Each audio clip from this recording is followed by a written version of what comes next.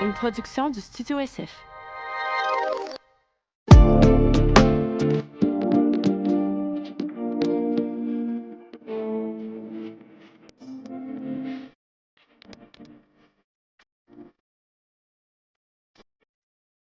Bon, comment ça se commence un podcast? Euh, bienvenue. Bienvenue à Un café avec Judith Fetzer. Autant je suis stressée, autant je sais que j'ai pas réfléchi à tout, autant que je suis pas sûre que la structure que j'ai travaillé dessus, c'est la bonne. Je suis quand même une fervente ambassadrice de m'amener juste de pitcher dans le vide, d'essayer de le faire. Puis au pire, il y a des excellents monteurs. Donc aujourd'hui, c'est un épisode Un café avec Judith Fetzer, avec moi, moi-même.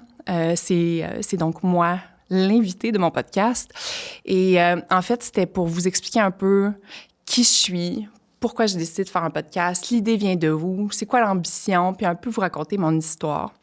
Parce qu'en fait, ce que j'ai envie de faire à travers ce podcast-là, c'est un peu un journal intime. Je m'explique. Dans ma dernière année, j'ai vécu une grosse année, remplie de questionnements, remplie d'échecs, de belles expériences, de pleurs, d'anxiété, de nuits blanches. C'était mon 41e anniversaire. Ça a été probablement une des années.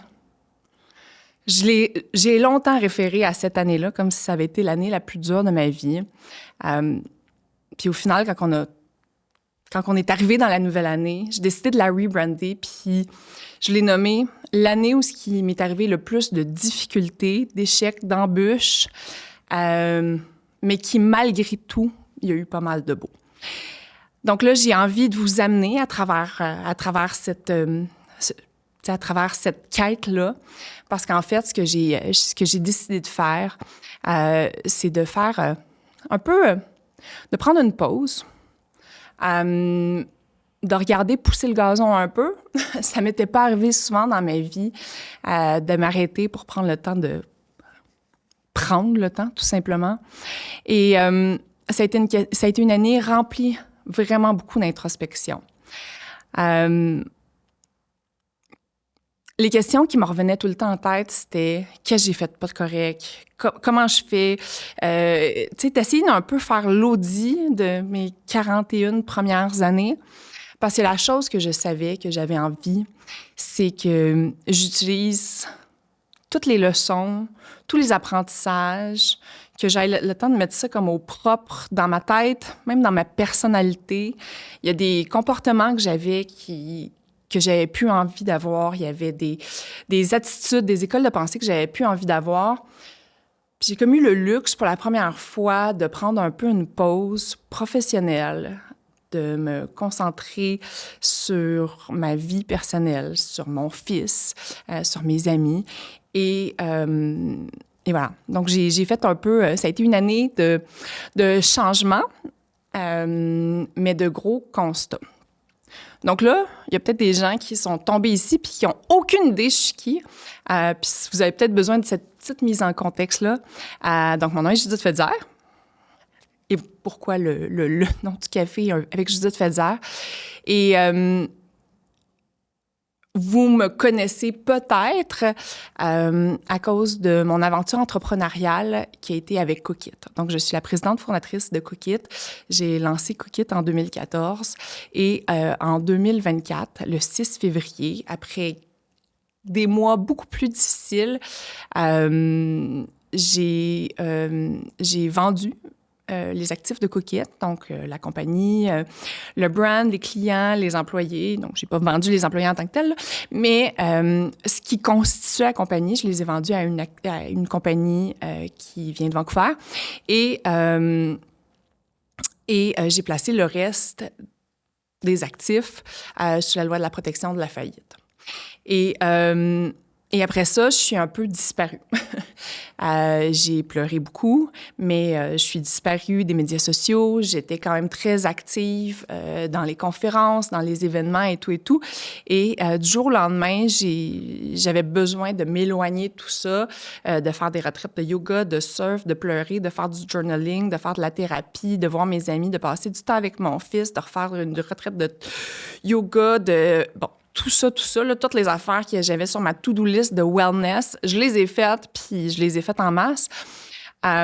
Et au mois d'août, un matin, je me suis réveillée, puis je me suis dit, j'ai envie de me donner le droit d'exister. J'ai envie de reprendre,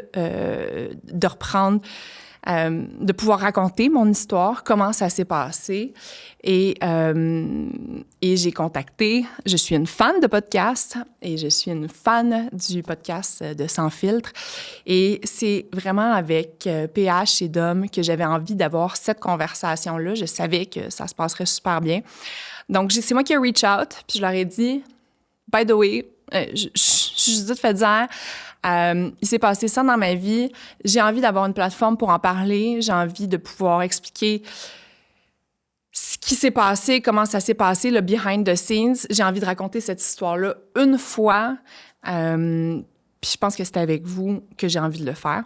La semaine d'après, on filmait l'épisode. Et durant l'épisode, on parle qu'un de mes mentors, tout de suite après l'implosion là, du mois de février dans ma vie, il y a un de mes mentors qui m'a dit « Va prendre 100 cafés avec 100 personnes que tu trouves inspirantes. Fais le tour de cette liste-là 2 fois, puis après ça, ton plan de match il va être un petit peu plus clair. » Et j'ai fait « OK. » Je suis quand même une bonne élève dans la vie. Fait que j'ai fait la liste. Bon, je me suis rendue à une cinquantaine là, de gens inspirants que j'avais envie d'entendre leur histoire. Et je raconte ça aux boys du podcast Sans filtre. Et en fait, on commence à jaser, puis eux autres, ils réalisent que, au final, c'est pratiquement ça, avoir un podcast. Et je lance à la blague, faudrait que je me lance un podcast. Et on termine l'épisode. 3 jours plus tard, je reçois un courriel CPH qui me dit « Hey, on y a repensé. Qu'est-ce que ça te tente-tu de lancer un podcast qui parle de business, qui parle d'entrepreneuriat? Ça fait longtemps qu'on a le goût de faire ça. Qu'est-ce que t'en penses? » Et moi, ça faisait 2 jours que je ne pensais qu'à ça, que je me disais « Hey, faire un podcast, ça serait tellement cool. » Tu sais, des scénarios de podcast, là, des synopsis, des idées de podcast, des titres de podcast, j'en ai eu 43. Puis j'ai jamais pris le temps de le faire. Et là, j'avais du temps. Et surtout, j'avais envie de prendre ces cafés-là, ces rencontres-là, puis de vous les partager. Donc, 3 mois plus tard, on est là. Je me sens extrêmement remplie de gratitude d'avoir une équipe aussi solide que Sans filtre pour lancer ce podcast-là. Parce qu'on me l'a présenté un peu sur un plateau d'argent. Et ça, je trouve ça très, très cool. Tu sais, j'adore le monde des médias, de la communication.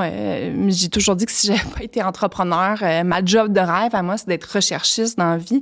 Parce que l'énergie qui se dégage d'un plateau, le fait que quand tu tombes en go live, il n'y a comme plus rien qui existe, c'est vraiment quelque chose que j'avais envie de faire puis de partager avec vous.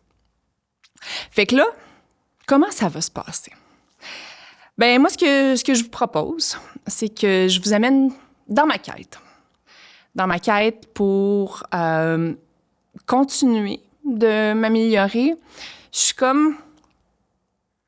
Tu sais, même dans l'histoire de Coquillette, mais même toute ma vie, j'ai toujours essayé d'être juste un petit peu meilleure à tous les jours.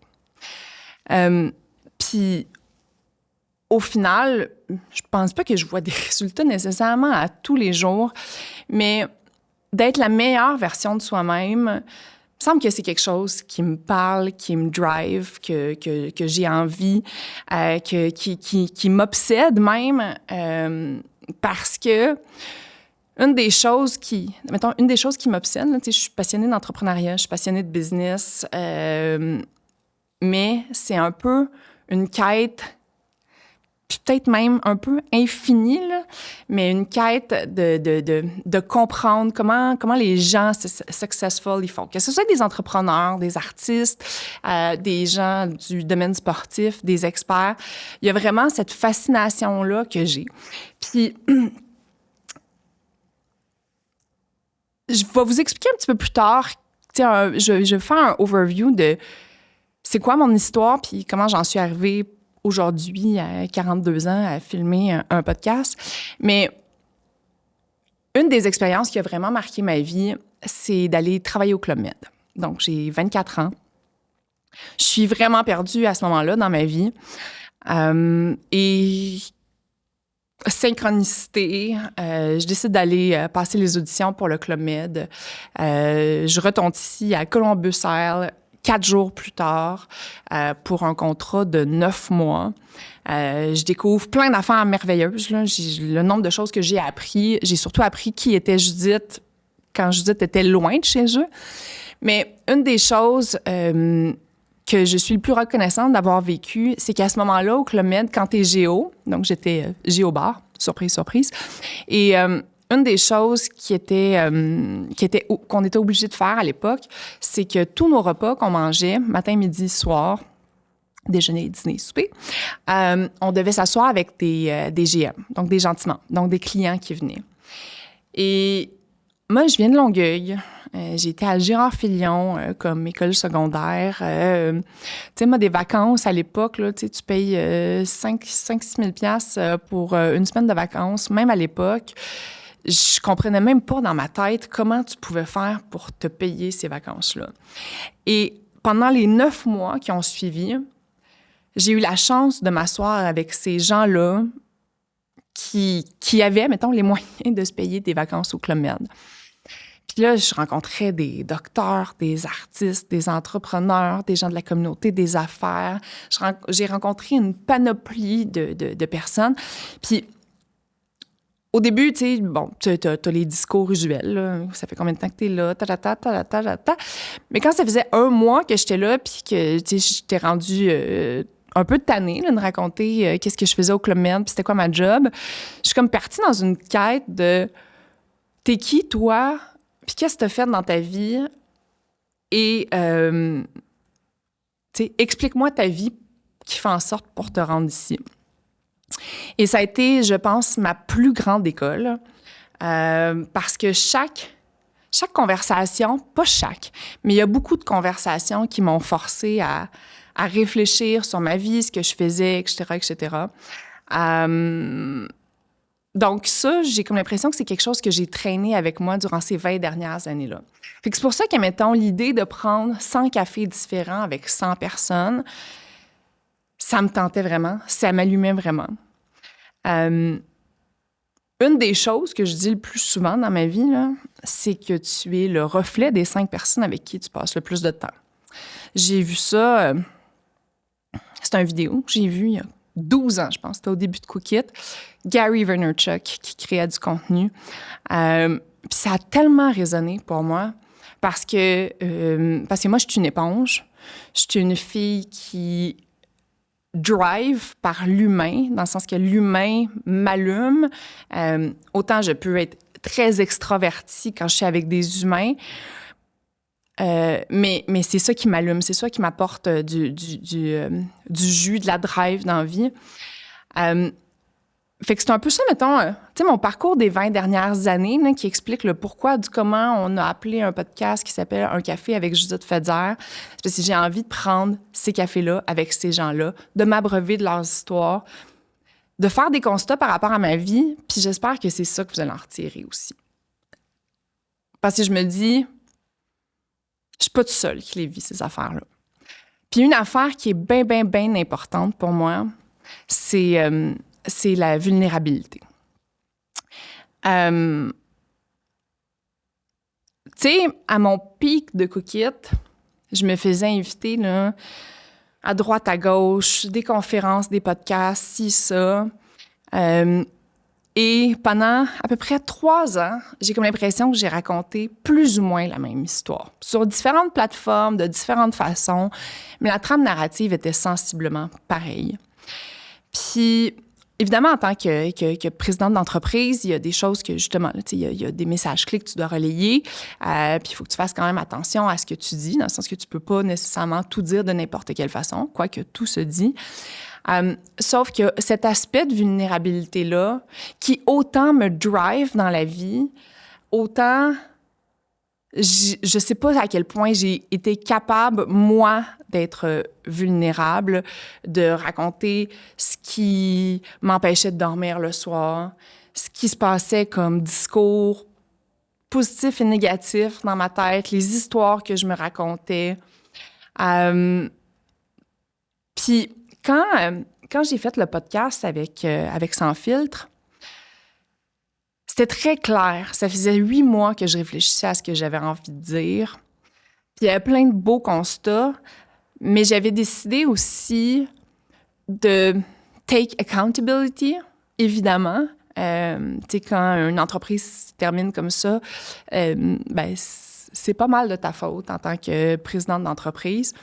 Fait que la plupart de mes constats venaient de ça. Et une chose qui m'a flabbergastée, c'est que quand on a diffusé l'épisode, puis ça, tu sais, mettons, confidence sur l'oreiller, ben, c'est comme vous êtes mon journal intime, c'est bien correct, là. Mais mettons, confidence sur l'oreiller, quand on a tourné le podcast, après ça, pendant 1 mois, j'ai paniqué. J'étais comme, mon Dieu, tu sais, j'ai-tu trop dit, tu sais, de quoi je vais avoir l'air, là? Tu sais, je vais broadcaster mes échecs, là, tu sais, franchement. Puis la journée que cet épisode-là est sorti, j'étais incapable de l'écouter. Incapable. J'avais tellement peur de la réaction. Et c'est mon chum même qui me dit, qui lui l'a écouté, puis qui me dit, c'est vraiment, vraiment bon. Puis c'est ça qui m'a donné le courage et la force de l'écouter. Mais ce qui m'a flabbergastée, c'est la dose d'engagement, donc le nombre d'écoutes qu'il y a eu, mais le nombre de témoignages que j'ai eu par la suite. Après la diffusion de cet épisode-là, j'ai eu à peu près 400 messages, toutes plateformes confondues, beaucoup d'entrepreneurs, beaucoup d'intrapreneurs, beaucoup de gens qui travaillent sur des projets, peu importe, puis qui me disaient à quel point c'était rafraîchissant et à quel point c'était le fun d'entendre parler aussi des grosses erreurs que j'avais commises avec Cookit, des choses que peut-être que je referais, mais que je referais différemment. Donc, et c'est pour ça que je me suis dit, autant dans ma vie de tous les jours, je me nourris de ces conversations vulnérables-là, de dire, voici, genre, where I failed, what I did good.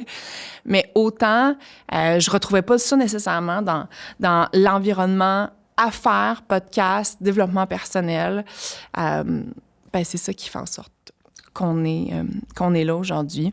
Fait que, à travers les semaines, les différents invités, puis là, vous ne serez pas obligé de m'écouter moi, exclusivement à longueur de journée. Je sais, j'aime beaucoup m'écouter, là.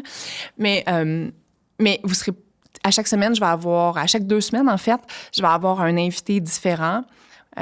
Toutes des gens qu'on peut s'inspirer collectivement d'eux, qui vont venir nous raconter des histoires, leur passé. Ce qui va le plus m'intéresser, c'est les conversations de vulnérabilité et surtout de résilience. C'est quoi tes erreurs? Comment tu t'en es sorti? Qu'est-ce qui t'a accompagné à travers ça? C'est quoi tes tips and tricks?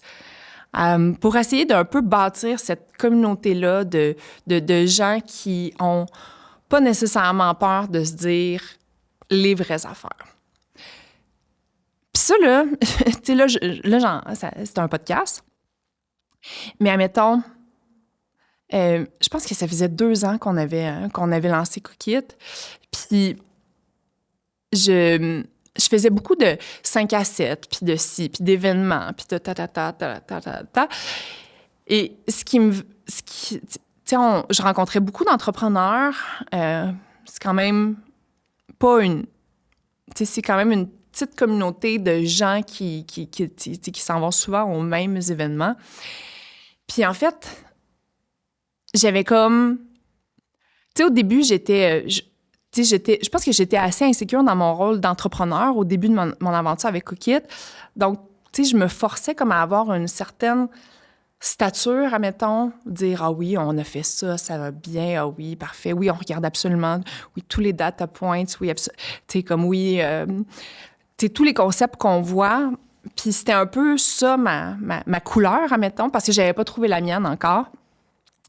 Puis au fil du temps, je me suis rendu compte que, tu sais, ça a pris 1 an, 2 ans de réseautage, de commencer à me bâtir un réseau, etc., pour me rendre compte que quand j'avais vraiment du fun dans une conversation, c'est quand moi, j'étais vulnérable, puis je racontais « Ah, ça, là, je sais pas comment faire, c'est une catastrophe, ah, ça, etc. » Puis ce que je me suis rendu compte, c'est que quand je partageais mes défauts, mes fails, mes questionnements, que je disais que je savais pas comment faire, bien, c'est que ça créait cette réception-là chez l'autre aussi, et la personne devenait automatiquement aussi authentique, vulnérable.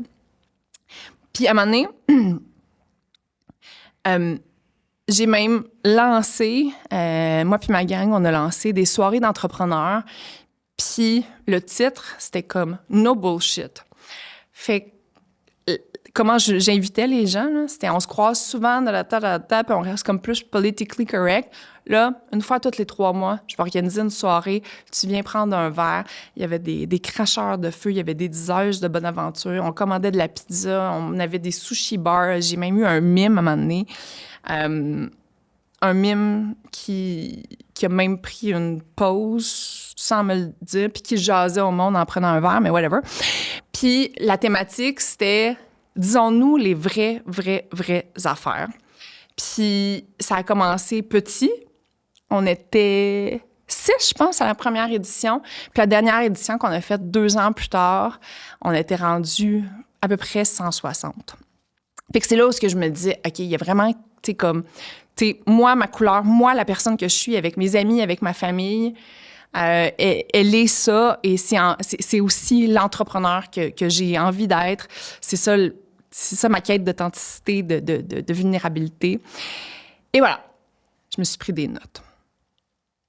Ça, j'en ai parlé. Puis pourquoi, mettons, un podcast pour moi? Il y a même... Il y a une notion de moi qui est pour me garder imputable, puis je vous explique. Donc, à chaque 2 semaines, on va recevoir des invités. Ça va être quoi exactement le déroulement de chaque épisode? Tu sais, c'est sûr et certain que là, il y a un plan, puis on verra avec le temps. Mais comment on le voit pour l'instant, c'est que je vais aussi vous amener dans un petit behind the scenes. Donc, ce format-là, qui est journal intime d'une entrepreneur qui est en train d'écrire sa prochaine page, j'ai envie de vous amener dans cette quête entrepreneuriale-là aussi. Donc, à chaque début d'épisode, ou fin, ou milieu, c'est pas clair, mais je vais vous raconter un peu où est-ce que je suis rendue. Qu'est-ce que j'ai fait, pas en détail, mais qu'est-ce que j'ai fait, puis surtout, qu'est-ce qui me bloque. Qu'est-ce qui me bloque? Parce que, tu sais, de surlancer une entreprise, oui, tu as de l'expérience, oui, tu as le réseau, oui, tu as les idées, mais ça se fait pas en criant ciseaux non plus. Et ça, comme de passer de l'idéation à la conception, de passer de l'idéation au lancement, ben moi, to be honest, c'est comme les histoires que j'aime le plus entendre. Et j'ai envie de vous amener dans cette quête-là parce que c'est un peu ça aussi qui va guider la thématique des épisodes. Parce qu'à chaque épisode, vous allez voir, quand moi, je vais me poser des questions par rapport à quelque chose, bien évidemment, quand un invité va commencer à me parler de son expérience, bien, tu sais, il y a un petit côté comme égoïste où ce que moi, je vais avoir envie de peut-être débloquer ce qui se passe dans ma tête, c'est quoi mes craintes, etc., puis de venir le faire avec quelqu'un. Fait qu'il y a ça. Puis là, ça fait... L'épisode va sortir le 4 février. La transaction de Cookit s'est passée le 6 février. Je me suis impliquée un peu de temps avec l'équipe de Fresh Prep qui a repris Cookit. Puis ce Cookit existe encore. Mais ça fait un petit bout que j'ai pas travaillé. Parce qu'évidemment, comme je vous ai dit, là, j'ai pris cette pause-là, puis tout le monde me disait « Non, mais tu sais, c'est bon, là, comme tu peux regarder les gazons pousser. » Puis au début, c'était tellement... Tu sais, j'étais tellement stressée. Après 2 ans comme ça, ton niveau d'anxiété est vraiment dans le tapis. Mais aussi, tu es habitué de fonctionner avec un horaire qui fonctionne au quart de tour, là, dans le sens qu'à partir de... Tu as 8 heures par jour. Chaque minute, chaque heure est bookée. Tu sais exactement qu'est-ce que tu vas faire dans 3 semaines, dans 6 semaines. Tous tes meetings sont cordés dans ton agenda. Ton agenda est jam-pack. Et quand je me suis ramassée comme face un peu à ce vide-là, là, j'ai commencé à faire c'était des to-do lists de développement personnel, c'était comme j'avais besoin de continuer à faire des listes. Et là, plus le temps passe, plus je me suis comme habituée aussi à un rythme de vie un petit peu plus relax, un peu moins de pression. Mais d'un autre côté, j'ai des grandes ambitions, puis je veux révolutionner la planète, comme toujours. Fait que il y a un des objectifs pour moi qui est vraiment de me garder imputable, qui est comme je vais devoir vous partager ce que j'ai fait, bien, il va falloir que j'avance entre chacun des épisodes. Il va falloir que j'en fasse des affaires pour avoir des affaires qui sont moindrement intéressantes à raconter. Fait qu'il y a cette notion de garder l'imputabilité là aussi. Puis, évidemment, dans toutes les choses de wellness que j'ai faites dans la dernière année, j'ai pris beaucoup de temps pour faire de l'écriture intuitive, du journaling. Et une des choses que j'aime le plus à travers, comme quand j'ai fait mon constat là, avant de rentrer en 2025, puis là, j'ai regardé toutes mes photos, puis là, j'ai regardé, comme j'ai vraiment fait un audit de mon 2024 pour me dire, OK, on embarque dans 2025. Puis j'ai adoré le fait que j'avais écrit mon année au complet. J'ai commencé l'année a hot mess. Et j'ai réussi à trouver du bonheur along the way. J'ai réussi à... Tu sais, ça fait peut-être... Je ne l'avais même pas réalisé, là, mais ça fait peut-être une bonne semaine que j'ai pas pleuré. Et ça, pour quelqu'un qui pleurait 6 heures par jour il y a pratiquement 1 an, c'est quand même un constat le fun à faire. Fait que j'ai envie de voir cette évolution-là aussi. J'ai envie qu'on raconte des histoires. Puis c'est ça. J'ai envie de connecter avec vous. J'ai envie de connecter avec... Qu'on se raconte nos histoires pour vraiment connecter. Parce que les témoignages que j'ai reçus, je les ai tous lus. J'ai répondu à certains, pas toutes. J'ai eu des conversations avec certaines personnes. Mais chose certaine, une affaire que je me souviens, c'est à quel point les gens m'ont dit que ça leur avait fait du bien d'entendre leur réalité. Fait que si ça marche avec mon persona, puis qu'en plus, ben ça peut aider quelqu'un à se débloquer sur quelque chose, à faire un constat sur sa vie, à fine-tuner quelque chose, ben moi, ma mission à travers ce podcast-là sera 100% réglée. Fait que, section, c'est quoi le podcast? J'en ai parlé chaque 2 semaines, conversation, un expert, peu importe. Puis tu sais, l'affaire, là, c'est que j'ai vraiment envie de faire un podcast sur l'entrepreneuriat, sur la business, sur comment livrer des choses, comment livrer bien des choses. Mais je crois aussi fondamentalement que c'est tough d'être la meilleure version de toi-même si les autres aspects de ta vie sont un peu, tu sais, sont un peu comme une catastrophe. Fait que, surtout en tant que présidente d'entreprise, on dirait que tu as du moins, moi, je l'ai pris comme ça, là, comme futur mandat, mais j'ai une responsabilité d'essayer d'être la plus saine, la plus équilibrée, de faire les bons choix pour ma vie, pour pouvoir show up à tous les jours. Pas tous les jours, mais pour pouvoir show up bien dans ma job. Parce que, mettons, la chose que je vous ai pas racontée, puis je sais pas à quel point j'ai envie, puis je sais pas à quel point j'ai envie d'aller là, mais une des grosses choses qui s'est passée dans ma vie aussi, c'est qu'au même moment où je plaçais Cookit sur la loi de la protection de la faillite et que je vendais les actifs, ben je traversais une séparation aussi avec le père de mon fils, le père de mes belles-filles que j'ai élevées pendant 12 ans et qui a été aussi un membre fondateur et une personne très importante chez Cookit. Donc, tout ça s'est produit comme en même temps. Puis, une de mes grosses questions, vraiment là, une de mes grosses questions, c'est... Est-ce qu'il se serait passé exactement la même chose avec Cookit si j'avais pas navigué aussi ces difficultés-là dans ma vie personnelle? Parce que, tu sais, tu te sépares pas du jour au lendemain parce que tu te réveilles un matin puis t'es genre « Ah, OK. » Mais non, il y a eu une période qui a été plus tumultueuse avant la séparation puis qui a fait en sorte que... Ben, il y a des jours où j'avais de la misère à faire mes meetings parce que c'était une chicane, c'était une blessure, c'était quelque chose qui venait de se passer dans ma vie personnelle. Fait que de dissocier les deux, surtout en tant qu'entrepreneur, quand tu fais un passion project, où ce que ça prend pratiquement l'équivalent de toute ta vie, fait que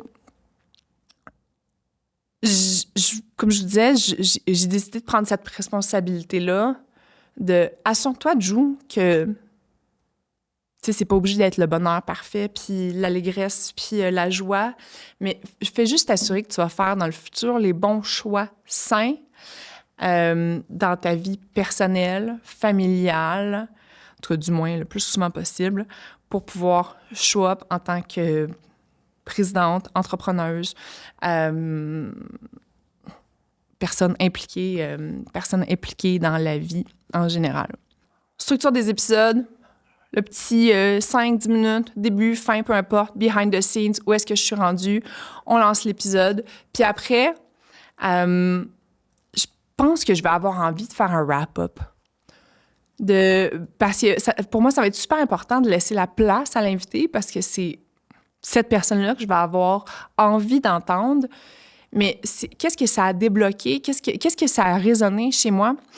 Puis, l'anecdote que j'ai envie de vous partager, c'est arrivé il y a 3 semaines. Donc, moi, quand je sais pas faire quelque chose, j'essaie de me tourner vers... Ben, pas j'essaie, là, je me tourne vers des gens qui, eux, ont déjà fait ça, etc., etc. Et fait que moi, dans la vie, j'ai comme l'impression que j'ai comme une trentaine de mentors différents. Des gens vers qui je vais me tourner vers pour différentes problématiques. Donc là, dans la prochaine business que je veux soit lancer ou soit acheter, il y a une grosse portion real estate, d'immobilier. Puis ça, de l'immobilier, on a signé des bails chez Cookit, on avait une usine, on avait un siège social, etc., etc. J'ai déjà loué des appartements puis acheté des maisons. Mais après ça, c'est quoi les théories d'investissement et tout et tout? En combien de temps il faut que tu refasses ton argent? Qui va financer ça? Combien % va financer? Etc., etc. C'est quoi les coûts de construction? J'avais beaucoup de questions, puis je me rendais compte, quand je faisais mon modèle financier de la business sur laquelle je travaille présentement, que j'avais pas beaucoup de réponses. Fait que je me suis tournée vers... une connaissance, quelqu'un que je savais, que j'aimais beaucoup son vibe, que je savais que la connexion se passait très bien. Et je lui ai demandé, est-ce que c'est possible qu'on aille luncher ensemble? J'aimerais ça que tu deviennes officiellement un de mes mentors et dans le domaine immobilier, etc. Et la personne a accepté avec grand plaisir. Puis ça, c'est fou, hein? C'est fou parce que même ma théorie dans la vie, c'est que tu peux demander à n'importe qui d'aller prendre un café. Puis c'est ironique parce que plus la personne est comme big ou peu importe, tu te dis, mon Dieu, cette personne-là doit être submergée de demandes. Puis au final, ben comme tout le monde part de la prémisse que cette personne-là doit être occupée, elle n'a peut-être pas nécessairement le temps d'aller prendre un café avec Judith. ben souvent, les gens vont dire oui. Puis peut-être pas après la première fois. Peut-être que ça va prendre comme 4 fois. Mais ça, pour moi, je suis chanceuse parce que j'ai comme pas d'ego, puis je me tente pas. Puis je me dis, bon, si la porte est fermée, je vais rentrer par la fenêtre. Donc finalement, je reach out vers cette personne-là. Et la personne dit oui. 4 jours plus tard, on est le 23 décembre, on est dans un resto du Vieux-Port. Et moi, avant de commencer dans les questions techniques, j'ai envie que la personne m'explique comme t'es qui, toi, dans la vie, puis d'apprendre vraiment à connaître cette personne-là. Et donc là, pour la première heure, là, il m'a raconté sa vie au grand complet. Puis on se souviendra que je suis là pour des questions d'immobilier, mais je trouvais le parcours de cet homme fascinant. Fascinant, donc j'avais des trillions de questions. Et tu sais, je me suis séparée en février. On a vendu la maison le 1er juillet. Ben, on a vendu la maison 3 jours après. Mais on a déménagé le 1er juillet. Et depuis ce temps-là, j'ai mon fils en garde partagée. Puis depuis le 1er juillet, moi, chaque fois que mon fils retourne chez son père, je vis ça comme si c'était la pire injustice du monde. Dans le sens que je comprends, là, c'est super important qu'il voie son père. Je voudrais pas qu'il y ait une situation différente. Je comprends que c'est nos choix qui ont mené à ça. Mais malgré tout, quand ton gars repart chez son père, puis tu te ramasses tout seul, je vous dis, moi, j'ai trouvé les premières semaines extrêmement tough. Puis après, il y avait ce sentiment-là qui me lâchait pas, où ce que je me disais, c'est inhumain. Puis la personne m'a partagé qu'elle s'était séparée il y a comme une quinzaine d'années. Puis la conversation est allée dans cette direction-là. Puis j'ai dit, mais tu trouves pas ça inhumain, toi, comme t'as pas trouvé ça inhumain? Puis t'es comme, non. Puis elle m'a dit, mais il y a quelqu'un que je connais, je vais taire le nom de la personne, mais qui lui, l'a vécu comme ça. Puis il m'a dit, puis tu sais, ça fait comme 15 ans et encore aujourd'hui, il le vit comme ça. Puis sur le coup, j'ai rien dit, mais c'est la phrase qui a le plus résonné chez moi durant le temps des fêtes. Puis je me suis dit, mon Dieu, Judith, c'est-tu comme ça que tu vas vivre ta vie? Dans le sens que c'est tes choix, assume-les, ton fils est bien. Tu vas-tu vivre cette inhumanité-là et ce, tu sais, comme... Puis tu sais, c'est limite se positionner comme en victime. Puis puis quand je m'en venais ici pour justement, pour me dire à quoi j'ai envie que ça ressemble, le podcast, j'ai envie que ça soit des sparks comme ça qui me viennent, tu sais, une conversation à propos de l'immobilier, mais l'humain derrière ça, c'est qui, comment il a vécu la chose, etc., etc. Fait que, puis, tu sais, juste pour vous dire, là, j'ai décidé de rentrer en 2025 avec... C'est bon. Comme, je ne vais plus le vivre comme une inhumanité. Et ça a changé ma vie. Cette phrase-là a changé ma vie parce que maintenant, je vis pas cette tristesse-là, cette colère-là, cette impuissance-là.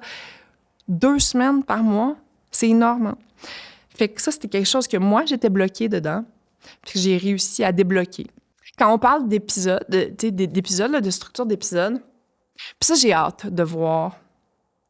Mais souvent, quand je rencontre les gens dans la vie, quand c'est pas filmé, puis vu par 200 000 personnes, écoute, ils disent qu'il faut manifester tout ce que tu veux dans la vie. Mais il y a une question que j'adore poser, puis je vous donne la permission de l'utiliser quand vous voulez, mais c'est « What's on your mind? » C'est une phrase qu'on m'a appris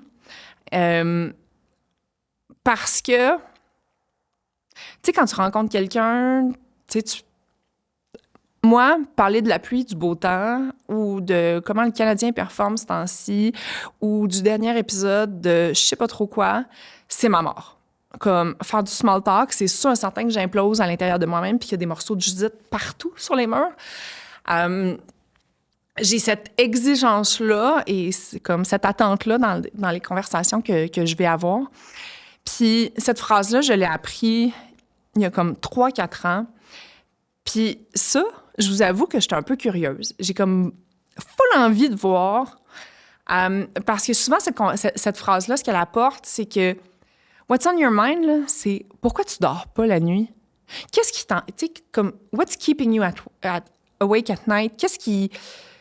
Puis c'est pas nécessairement des affaires qu'on a envie de partager, mais pourtant, pour moi, toute la valeur d'une conversation passe par comme « Dis-moi où est-ce que t'es présentement. » Donc ça, je vais me lancer, puis je vais la faire avec mes invités. Puis je suis vraiment curieuse de voir si cette question-là, elle est aussi facilement répondable, parce que pour de vrai, elle est vraiment très... les gens y répondent, et avec franchise. Mais là, c'est filmé, c'est broadcasté. Qu'est-ce qui va se passer avec ça? Fait que c'est ça.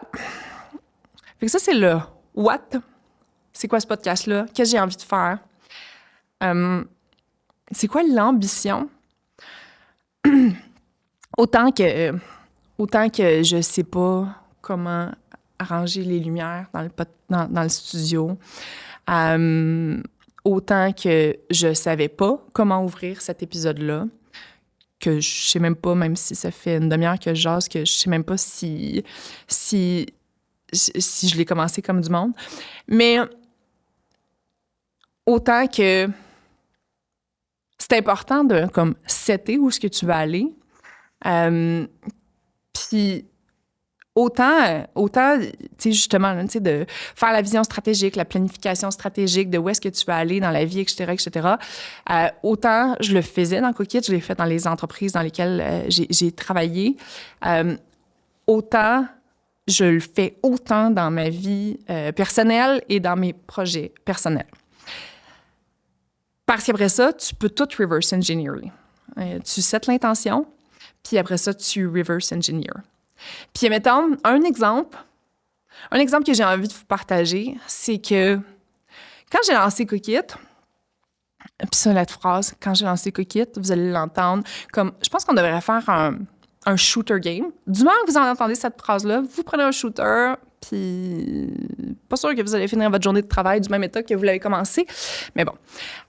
Mais quand j'ai lancé Cookit, on m'a demandé de faire des prévisions financières. Puis là, je me disais, ben voyons donc, je sais même pas ce que je vais manger demain. Là. Comment tu veux que je te dise combien de revenus on va faire dans 5 ans? Et je me questionnais un peu sur la pertinence de cette question-là, comme c'était mon introduction dans le monde des affaires. Et j'ai fait l'exercice, je l'ai présenté à toutes les parties qui avaient besoin de l'entendre, que c'était un livrable pour soit avoir une subvention ou une bourse ou peu importe. Et c'était vraiment le fun parce que 5 ans plus tard, quand j'ai, ces plans d'affaires-là, ces pitch decks de Cookit, je les ai toutes gardés. C'était dans un fichier. Puis ce qui était fou, c'est que entre la Judith, qui était comme avec son ex, avec son meilleur ami, qui regardait on va lancer Cookit, puis à quoi ça va ressembler. Ce qu'on avait dit, c'est qu'on allait se rendre à 50 millions de chiffre d'affaires.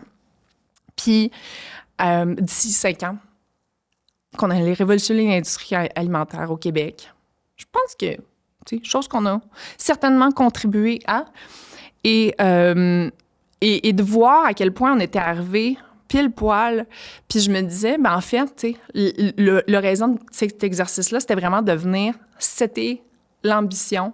Tu sais, si j'avais présenté ça à Femmes et Sœurs ou à Futurpreneurs ou peu importe, puis j'avais dit, ben moi, dans 5 ans, je veux faire 250 000 de chiffre d'affaires, il aurait compris que l'ambition n'était pas nécessairement la même et les moyens pour s'y rendre n'étaient pas nécessairement les mêmes que de bâtir une entreprise où il y avait 500 employés, puis voilà. Mais c'est un peu ça qu'on a fait. Maintenant, comme je vous disais, ben je fais ça dans beaucoup, beaucoup de sphères de ma vie. Autant ce que je veux apprendre moi en tant qu'humain, ce que je veux faire comme activité. Fait que, un temps dans mes notes, là, j'ai tout le temps comme... J'aime bien ça appeler une liste à l'univers. On me demandait souvent, c'est quoi ton livre préféré, Judith? Puis honnêtement, mon livre business préféré, autant que j'ai de l'air tellement BS de dire ça, Mais c'est un peu le secret. Puis pourquoi? C'est parce que ce livre-là est venu changer ma vie en me disant « Fais juste comme dream, puis après ça, figure out how you're gonna do it. » Puis à partir de là, j'ai commencé tout le temps à noter. Tu sais, là, quand tu dis « Ah, il faudrait bien faire ça. » ou « Il faudrait bien faire ça. » « Ah, il faudrait bien que j'apprenne l'espagnol. » ou « Il faudrait bien que je fasse... que je m'améliore en ski. » ou « Il faudrait bien qu'on fasse ça. » ou « Il faudrait bien qu'on innove. » Mais genre, pour moi, maintenant, j'ai un fichier dans mes notes, puis c'est tout le temps ça. Et donc, l'ambition de ce podcast-là, c'est qu'on se rende à 100 cafés. Et ça, je trouve ça quand même assez ambitieux. Donc, 100 épisodes. Je serais vraiment triste qu'on se rende à 97. Je serais encore plus triste qu'on se rende à 4. J'ai aussi envie d'avoir un podcast qui est aligné avec mes valeurs. Mes valeurs, dans la dernière année, là, un peu freak la fille, mais j'ai passé 2 jours, 2 jours de travail complet, moi, toute seule avec mon laptop, ChatGPT d'ailleurs, pour me dire « Hey, c'est quoi tes valeurs? » Puis je vous les lirai pas, là. Quoique c'est une note que j'ai partagée à beaucoup de monde. Mais mes valeurs, c'est la connexion, l'empathie, l'authenticité. C'est le succès. Puis le succès, pour moi, c'est... quand je le dis comme ça, là, ça ne veut pas nécessairement dire le succès monétaire. Là, ça veut dire selon ce qui est important dans ta vie. C'est la gratitude, c'est la bienveillance. Donc, toutes ces valeurs humaines-là qui sont fondamentalement importantes pour moi, j'ai envie que ça se transporte dans le podcast. Je vais le dire, qu'on soit le podcast numéro 1 en business et en développement personnel. J'ai comme de la misère à m'aligner avec une catégorie ou l'autre parce que je pense tellement que les deux sont intrinsèquement liés. Fait que j'ai écrit qu'on soit le podcast numéro 1. Puis, c'est ça. Fait que c'est ça, c'est un peu... l'ambition pour moi, c'est ça. C'est qu'on ait un podcast qui évolue et qui fasse du bien à moi, à beaucoup de gens. Et voilà. Tu sais, ça, c'est une question que je me pose. J'en parle-tu pas? J'en parle-tu pas? Mais évidemment, je vais en parler. Parce que c'est bien beau, là. Genre, moi, je fais un podcast pour inspirer les gens et oui, c'est 100% vrai et c'est une des trucs qui est super important pour moi. Mais un des trucs qui est important pour moi aussi, c'est que je suis une maman monoparentale. La vie, ça coûte cher. C'est pas comme si j'avais monétisé Cookit. Et je suis une entrepreneur, ça je le sais, qui doit se relancer. Et donc, à travers, j'ai réfléchi, est-ce que je me trouve une job? Est-ce que je deviens consultante? Qu'est-ce que je fais? Puis comme je vous l'ai dit tantôt, moi, ce que j'aime, c'est les communications, c'est les médias, c'est d'aller à la rencontre du monde. Donc, une des avenues que j'ai empruntées dans les dernières années, c'est que, justement, comme je fais des conférences, etc., puis, je charge maintenant. Je chargeais pas les premières années, puis à un moment donné, j'étais invitée de tout partout, fait que je me suis dit, OK, pour moi, ça marche, puis c'est le fun, mais si je me déplace une journée au grand complet, puis que, mon time is money. Et donc, mon plan, mettons, à court terme, moyen terme, pas à moyen terme, mon plan à court terme, c'est de continuer à faire des conférences. Et pour moi, le podcast aussi, en toute transparence, c'est aussi une façon de, rester présente dans l'écosystème au Québec et aussi une façon de monétiser. Est-ce qu'on va s'y rendre? Je sais pas. Est-ce qu'on va trouver des commanditaires? Est-ce qu'à date, j'ai comme l'impression que oui, j'y crois fortement. Mais, puis tu sais, c'est fou parce que, je suis une des grandes ambassadrices de c'est important que les femmes, on parle d'argent, c'est important qu'au Québec, on parle d'argent. Puis ça fait 1 mois que je me pose la question, est-ce que j'en parle? Est-ce que Parce que j'ai comme peur un peu que ça l'enlève comme le beau de la chose, mais tu sais, dans comment j'ai décidé de faire ma planification de mon horaire sur la prochaine année, ben ça fait partie de ça. Je dois vivre, je dois payer des running shoes à mon gars, je dois me payer des running shoes, je dois mettre la bouffe sur la table, je dois payer un loyer. Une des choses que j'ai envie de faire, parce que des fois, on parle des vraies affaires, puis après ça commence à être difficile de mettre des mots dessus, comment on se sent. Puis c'est sûr et certain que quand tu as lu 43 livres de développement personnel dans la dernière année, puis que ça fait 10 ans en enough que tu fais de la thérapie avec une psy, des coachs, peu importe, la facilité de nommer des émotions que tu vis, elle vient un petit peu plus facilement. Mais une des choses que je vais avoir sur ma tablette à chaque épisode pour les invités, c'est la roue des émotions. Puis là, peut-être qu'on pourra la mettre sur l'écran, mais la roue des émotions, en fait, c'est que tu as les 6 émotions principales, la peur, la colère, la joie, etc. Bon. Et après ça, tu as des émotions. Puis moi, je trouve ça très... j'aime beaucoup quand je fais justement mes notes puis un peu mes rétrospectives, là, de pouvoir utiliser cet outil-là pour venir vraiment trouver la bonne émotion que je vis, parce que j'ai vraiment l'impression que c'est à ce moment-là que ça vient un peu débloquer pour moi, là. C'est aussi parce que là, je décide d'y consacrer comme 15-20 minutes pour comprendre cette émotion-là, mettons. Mais voilà. Fait que c'est un outil que je vais avoir aussi pour essayer de guider mes invités à travers, OK, c'est-tu de la honte? C'est-tu... etc., etc. Ce qui me fait peur, ça fait 3 mois qu'on travaille sur le projet. Et ben, j'ai plein de peurs. Je trouve ça tough de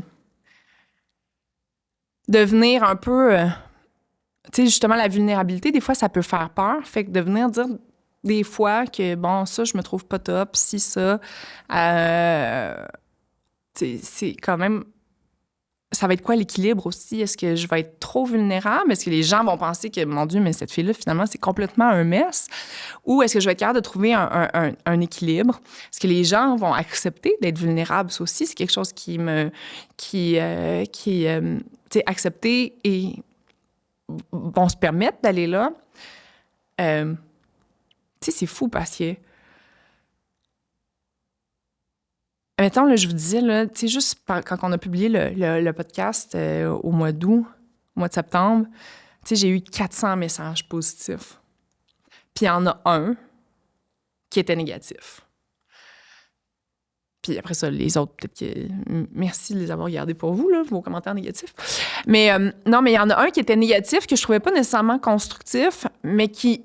Tu sais, ça fait 4 mois, puis il me trotte encore dans la tête. Puis c'était comme, mon Dieu, cette fille-là, elle parle, tu sais, si elle trouve ça exténuant comme ça, qu'elle soit d'être entrepreneur, qu'elle le soit pas. Puis là, j'étais genre, mon Dieu. Puis, fait que, tu sais, je pense que tout le monde tu sais, les créateurs de contenu, les gens qui ont des podcasts, commencent à être habitués à travers ça. Mais moi, comment je vais vivre ça? Est-ce que je vais obsesse sur ça? Est-ce que je vais overthink? Est-ce que je vais tout prendre du cash? Voilà. Puis aussi, une de mes peurs, c'est... tu sais, je veux pas trop parler. Puis là, ben un épisode de moi avec moi-même, je vais le t'affiler. Mais tu sais, moi, tu sais, des fois, là... quelqu'un qui m'avait déjà dit, ça, c'est le genre de personne que tu lui dis allô, puis la personne dit le reste. Ben moi, quand on tombe dans des sujets dont j'aime parler, moi, je dis, tu me dis allô, puis je vais dire le reste. Et ça, chez Cookit, j'avais une super bonne équipe qui m'aidait à être plus concise et plus structurée. Mais voilà. Je vous ai parlé un peu... ben c'est ça. Fait que, pour ceux qui me connaissent, peut-être un peu moins. J'ai pas envie de vous expliquer au complet qui je suis, qu'est-ce que j'ai fait dans la vie. J'ai envie de vous faire la version short and sweet, mais j'ai quand même l'impression qu'il y a des choses qui sont importantes pour vous, de connaître sur moi, pour pouvoir vous donner un peu une idée de à qui vous avez affaire, qui vont vous aider aussi peut-être à comprendre certains des trucs dont je vais parler. Fait que je suis née en 1982 à Longueuil. Ce que je me souviens de ma jeunesse, c'est que j'ai été élevée par des femmes fortes, que quand elles avaient envie de faire quelque chose, elles le faisaient. Je viens de Longueuil. C'était une classe moyenne, pas moyenne aisée, mais classe moyenne. La débrouillardise, ces femmes-là, de regarder ces femmes-là, j'ai beaucoup appris, principalement, pas principalement ça, parce que j'ai appris des tonnes de choses, là, mais quand je regarde ma jeunesse, en gros, je vois ça, cette débrouillardise-là. On avait une maison bien normale. On n'était pas riches, mais c'est drôle parce que, comme... Puis ça, je l'ai réalisé il y a pas longtemps, mais je faisais comme des hobbies de riches. On dirait que je faisais pas des hobbies qui venaient avec ma classe sociale, dans le sens que mes autres amis, les autres gens que je côtoyais à Jean-Philippe, il me semble que c'est pas ça qu'ils faisaient l'été. Mais moi, je faisais de la voile avec ma tante. J'ai fait mes cours de plongée sous-marine assez tôt. Je faisais de l'équitation, etc., etc. Fait que j'ai comme...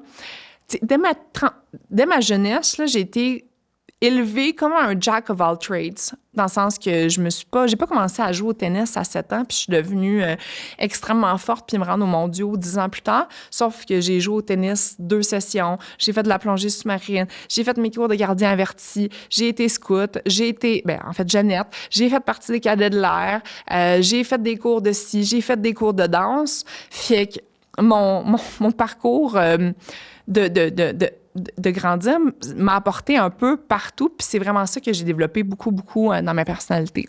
Je suis aussi la fille qui, quand il rentre quelque part, je suis grande, je mesure 5 pieds 11, je prends de la place, je suis loud, j'ai des idées, j'aime ça j'aime ça avoir du fun, mais je m'implique tout le temps énormément, beaucoup. Peu importe, je rentre à quelque part, c'est sûr certain que, comme si c'est quelque chose qui m'intéresse, c'est sûr certain que là, je vais être sur tous les comités de ci, de ça. Fait que, mettons, en secondaire 5, là, je faisais partie du comité du bal, du journal étudiant. J'avais même, dans le journal étudiant, j'avais pris une chronique qui s'appelait, j'avais lancé cette chronique-là, et ça s'appelait « Le courrier de Judy ». Comme un courrier de Louise Deschâtelet ou de Manu dans Filles d'aujourd'hui, pour ceux qui s'en souviennent, mais ça commence à être une très, très vieille référence. Fait que on avait fait installer une grosse boîte à lettres dans la cafétéria. Tu sais, quand je dis le personnage du syndrome principal, là, la fille, elle ne se prenait pas pour un 7-Up flat, et même en secondaire 5. J'ai eu 0 lettre durant l'année. C'était 100% Je prenais les colonnes de mes vieux magazines. C'était pas digitalisé à l'époque. Puis je faisais basically du copier-coller que je remettais exactement dans le journal étudiant. Et puis c'était ça. J'ai un des événements qui est vraiment venu marquer ma vie, c'est que quand j'avais 14 ans, ma mère, le grand-père le père de ma mère est décédé. Puis il y avait un petit peu de sous. Et ma mère, quand j'avais 14 ans, elle a décidé de se tourner vers sa plus grande passion, qui était le camping, parce qu'on faisait beaucoup, beaucoup, beaucoup de camping quand j'étais jeune. Et elle a pris cette passion-là et elle a décidé de s'acheter un terrain de camping à Kinner's Mills, le camping Soleil, à Kinner's Mills. C'était vraiment hot là, qu'elle aille vivre ses rêves et tout. Le truc, c'est que moi, ça a fait en sorte que ma mère est déménagée de Longueuil, où j'habitais. Et à l'âge de 15 ans, et à mon début de 15 ans, donc secondaire 4, fin de secondaire 4, début de secondaire, puis à partir de ce moment-là, j'ai été en appartement. Je vous rassure, elle continuait de payer pour moi, mais à partir de ce moment-là, à 14 ans, c'était moi qui étais responsable de faire mon lavage, de payer mes bills, de décorer, d'essayer de me gérer en tant qu'adolescente, qui n'était pas très disciplinée non plus, très éparpillée. Fait que pour moi, ça a été c'est quelque chose qui a été très formateur, dans le sens que je suis pas sûre que je serais où dans la vie. Je serais où dans la vie. Je suis pas sûre que je serais exactement à la même place dans la vie si j'avais pas passé ça. Et pendant des années, j'ai quand même été... j'ai vécu beaucoup de frustration par rapport à ça. Pas sur le coup, mais maintenant, dans ma vingtaine, là, quand je suis arrivée, j'étais genre « ouch ». Tu sais, je l'ai pas eu facile. Dans le sens que, genre, j'aurais peut-être aimé ça. Moi aussi, que ma petite maman me fasse un petit lunch avant que je parte à l'école, puis que quand je revienne, elle me demande comment ça se passait. Puis rapidement, c'était pas ça ma vie. Et ça, bon, ben, secondaire 4, secondaire 5, je sais pas trop ce que je veux faire dans la vie. Je peut-être pas les meilleurs choix dans ma vie. Secondaire 5, je finis l'école, je m'inscris au cégep, je t'offre, je pense, une semaine. Tu sais, je sais pas ce que je veux faire dans la vie. Et je tombe comme dans une période, là. Une période qui a été rock'n'roll, mettons. Parce que c'est comme une succession de mauvaises décisions. L'affaire, c'est que même dès cet âge-là, mon oncle m'appelait qualité de vie. C'était ça mon surnom dans la famille, c'était qualité de vie. Je disais, elle veut des grandes choses, elle veut genre comme bon. Mais j'avais aucune idée comment faire pour se rendre là. Et j'avais un amoureux à l'époque et même quand j'avais 22 ans, on s'est mariés, puis là, on parlait de, bon, acheter une petite maison là, puis ci, puis ça. Puis je pense que ça a été le mariage le plus rapide de toute l'histoire de l'humanité. J'exagère un peu, mais en l'espace de 1 mois, ça faisait 5 ans que j'étais avec le gars. Et après 1 mois, j'ai comme fait, c'est pas ça que je veux que ça soit ma vie. Je sais pas encore ce que je veux, c'est pas clair, mais je sais que c'est pas ça.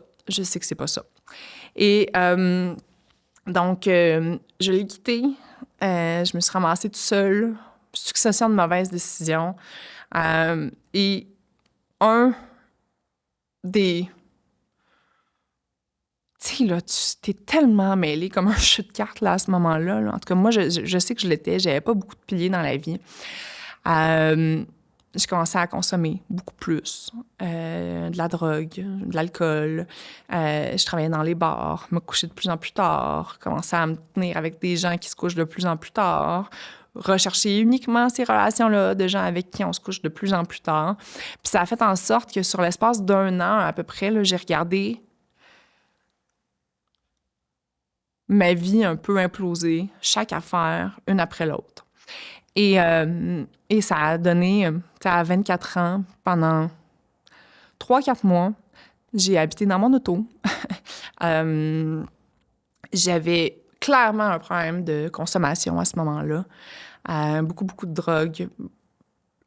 Je m'assurais de ruiner chacune des relations, des gens qui me tendaient la main, parce que je voulais continuer dans cette voie-là. Et ça, ça rentre fortement en compétition avec mon dernière année. Non, mais mettons, pour être franche, ça, c'est fort probablement la pire année de toute ma vie. Parce qu'il y avait ce sentiment de comme, est-ce que je vais être quelque chose? À quoi, tu sais, est-ce que je vais être quelque chose un jour? Comme, puis, tu sais, je parle de quelque chose, mais tu sais, est-ce que, comme, puis est-ce que ça vaut la peine d'être vécu, la vie? Puis maudit que je m'aimais pas, puis maudit que, bon. Et, tu sais, puis je me suis rendue loin, là. Je me suis rendue vraiment loin.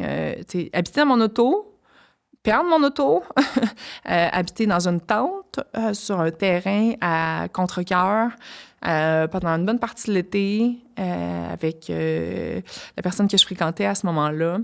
Puis je m'étais rendue tellement loin à un moment donné que j'ai même commencé à entendre des voix dans ma tête.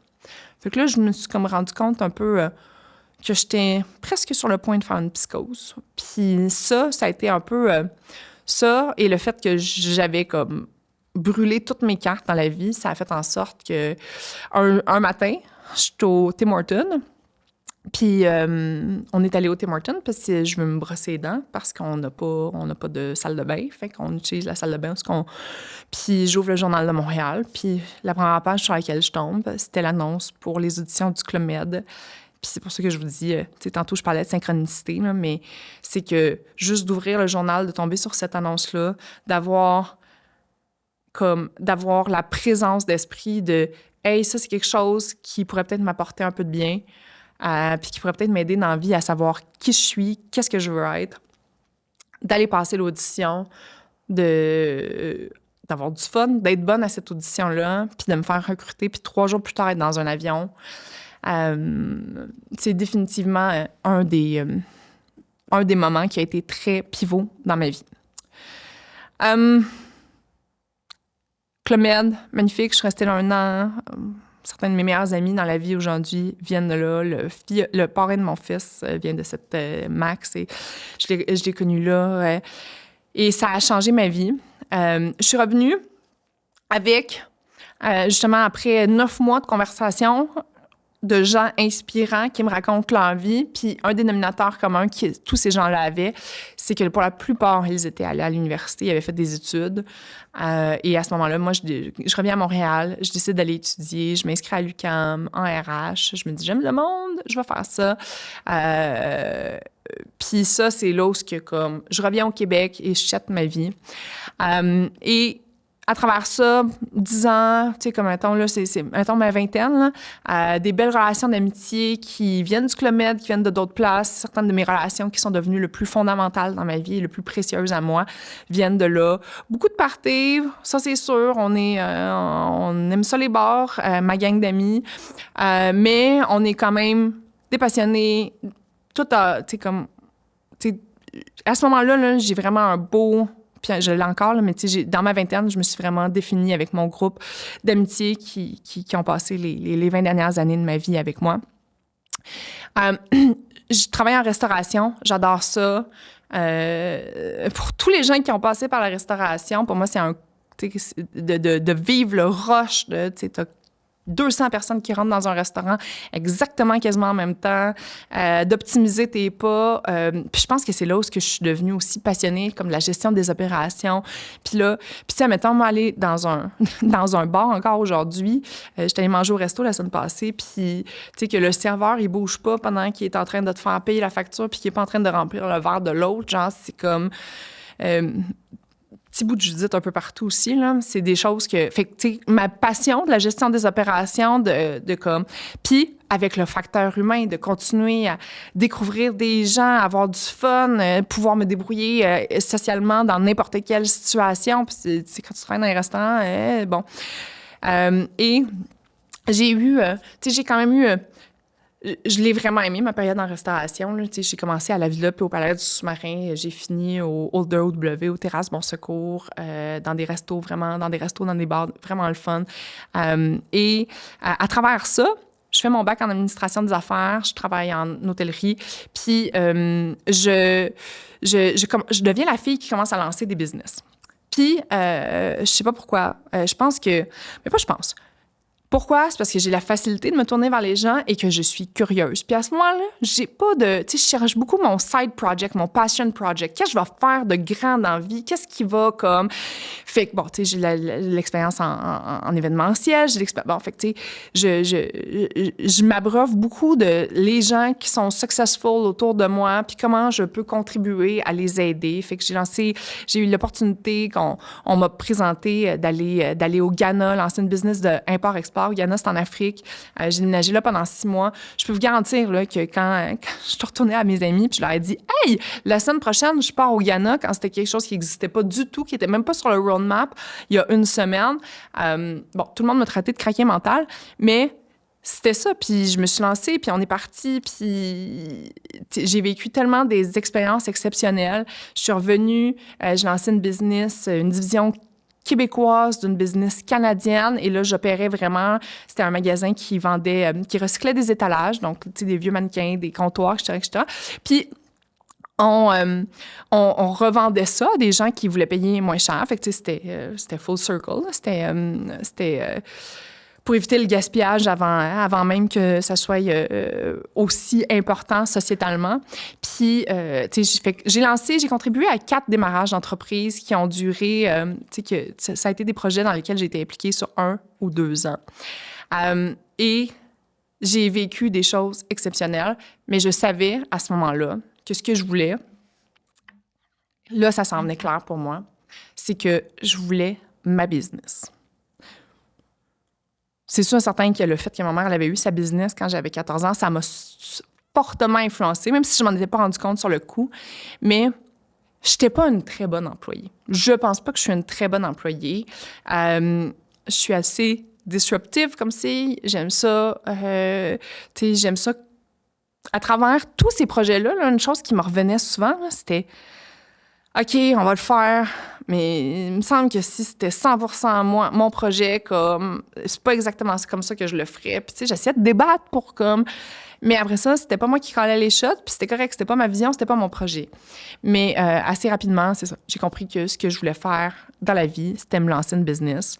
Tu sais, j'ai travaillé pendant 2 ans chez Gaz Métro quand c'était Sophie Brochu qui était présidente, qui est d'ailleurs ma première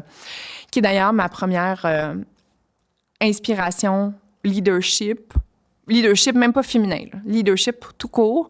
Et c'est d'ailleurs une des premières invitées que je veux essayer d'avoir parce qu'elle a tellement influencé mon parcours et comment parler aux gens avec authenticité puis d'être comme down to earth. Mais ouais, je travaillais chez Gaz Métro puis je me disais, tu sais, moi, la job que je veux, c'est la job à Sophie Brochu ou être VP. Mais, tu sais, ça faisait 1 an, 1 an et demi que je travaillais là. J'allais pas avoir de promotion. Fait que je savais qu'il fallait que je fasse ma propre business. Que comme je vienne bâtir moi-même mon échelle si je voulais grimper dans le corporate world. Donc, en 2013, j'ai eu l'idée, j'ai travaillé sur plein de plans d'affaires. J'ai finalement, à travers, tu sais, c'est un processus qui a comme duré 2 mois, là, j'en ai écrit plusieurs, j'en ai écrit comme une 50aine, où j'avais une idée, je la pitchais, je la développais, Puis après ça, je faisais, ah non, c'est pas bon. Puis là-dedans, il y a eu des apps de dating, il y a eu des business de thé, il y a eu name it. Puis j'ai entendu parler du modèle d'affaires de Cookit, qui était Brick and Mortar, qui était une entreprise en Allemagne. Puis ça, c'est là que, tu sais, c'est devenu, comme je le savais que c'est devenu mon projet. Dès le début, je me suis dit, moi, c'est comme ça. Moi, je veux manger dans les meilleurs restaurants, etc., mais je sais pas vraiment cuisiner. Fait que ça vient répondre à un problème que mon persona à moi a. Et c'est comme ça que j'ai bâti le modèle d'affaires, la vision, etc. Et là, tu sais, l'histoire de Cookit, l'histoire de Judith, à partir de là, elle existe. Fait que j'ai comme pas envie de vous apporter à travers ça. Rapidement, l'histoire de Cookit, on a lancé en 2014. À chaque année, sur les 8 prochaines années, on triple la business à chaque année. Comment on triple? C'est parce qu'on fait du marketing sur le terrain, on est super impliqués. Moi, je suis partout, mon équipe est partout. On fait des grandes choses avec pas beaucoup d'argent. On innove, on lance des nouveaux produits. On avait juste le kit à cuisiner. On innove, on lance plein de produits. Il y en a qui sont un succès, il y en a qui sont un fail, mais c'est quand même un axe de croissance important. Et on fait des acquisitions à travers ça. Et donc, pendant 8 ans, on triple la business. On est parti de 92 000 de chiffre d'affaires à 300 000, etc., pour se rendre jusqu'à 60 millions. À partir de là, on prend plein de décisions. Comme ça, si vous voulez entendre cette version-là, vous irez voir le podcast de Sans Filtre, là. Il va être dans les commentaires à quelque part, dans les liens. Et je raconte un peu ce qui s'est passé avec l'histoire de Cookit. Mais quand nous, on était habitués à faire de la croissance, quand ça avait été... Je ne peux pas dire que ça avait été facile, parce qu'il n'y a jamais rien qui a été vraiment facile à travers Cookit. Tout a été comme pas mal difficile, mais on a toujours trouvé une solution, on a toujours trouvé une façon de faire. Ça a été plus rough dans les 2 dernières années. Il y a eu de la décroissance, il y a des affaires, il y a des décisions qu'on avait prises qui faisaient plus de sens. Et rapidement, la situation financière de l'entreprise est devenue très, très périlleuse. Et à travers un processus là, de 1 an de restructuration, j'ai pris la décision. Puis je le dis encore comme ça, c'était pas une décision vraiment que j'ai prise, mais j'ai pris la décision que dans les scénarios qui existaient, la décision la plus intelligente pour le futur de Cookit, le legacy de Cookit, pour l'impact sur l'écosystème alimentaire, pour les différents partenaires, les producteurs, les fournisseurs, les employés, les clients, que la meilleure décision qu'on puisse prendre à ce moment-là, c'était de vendre à un compétiteur qui on se le cachera pas, là, pour les kits à cuisiner, ça a été, il y a eu jusqu'à la pandémie, puis après ça, tout est devenu peut-être un petit peu plus compliqué. Puis, et j'ai pris la décision de me rendre dans un processus de restructuration, de vente, et ça a été une grosse décision, parce que c'est une décision qui a apporté beaucoup, beaucoup de deuil. Et c'est comme ça que beaucoup d'apprentissage. T'sais, honnêtement, les 2 dernières années de Cookit arrivent pas... Je suis pas la femme d'affaires que je suis aujourd'hui, mais ça a été le deuil de Cookit. Cookit, la business. Cookit, mon identité. Tu sais, Cookit et Judith, là, ça rime, mais genre, moi, je me voyais beaucoup comme ça. Ça a été le deuil de ce que ça pourrait être. Tu sais, quand moi, je pensais que toute ma vie, là, j'allais être présidente de Cookit, après 10 ans, c'était rendu ma vie, là, tu sais. J'avais pas envie de plus être dans cette industrie-là. Et ça a été aussi un gros deuil humain. Parce que t'as tellement... tu sais, pour se rendre dans les 2 dernières années, là, ça a été des restructurations après restructuration. Fait que là, il faut que tu annonces à des gens qui vont perdre leur job, etc. Puis des gens que t'aimes, des gens que t'as pas envie de congédier, des gens qui, certains réagissent bien, d'autres gens qui taillissent pour mourir encore aujourd'hui. Puis, tu sais, l'affaire, c'est que quand t'es founder, quand t'es entrepreneur, je pense que la nuance, puis c'est peut-être juste dans ma tête, là, mais je pense que la nuance, c'est que t'offres pas juste, tu sais, c'est pas juste un emploi. Tu demandes aux gens d'embarquer dans ta mission de vie, dans la mission de ton entreprise. Puis je pense que c'est ça la différence. Pourquoi moi, j'ai trouvé ça particulièrement difficile. Fait que, tu sais, mettons, tu sais, ces gens-là que t'aimes, que t'as choisi, que t'as trié sur le volet, que tu connais maintenant depuis, tu sais, il y en a une des dernières employées dans une des dernières vagues de restructuration que j'ai dû faire qui était avec moi depuis 9 ans, tu sais, depuis 9 ans, quasiment à tous les jours, je la croisais, je savais qu'est-ce qu'elle... 9 ans à partager la vie de quelqu'un, milieu professionnel. Puis c'est que du jour au lendemain. Et ça, je pense que ça a été... Ben, pas je pense, là, je le sais. Que pour moi, ça a été ce qui a été le plus dur. Parce que j'ai vécu de la culpabilité, de la honte, de la colère aussi.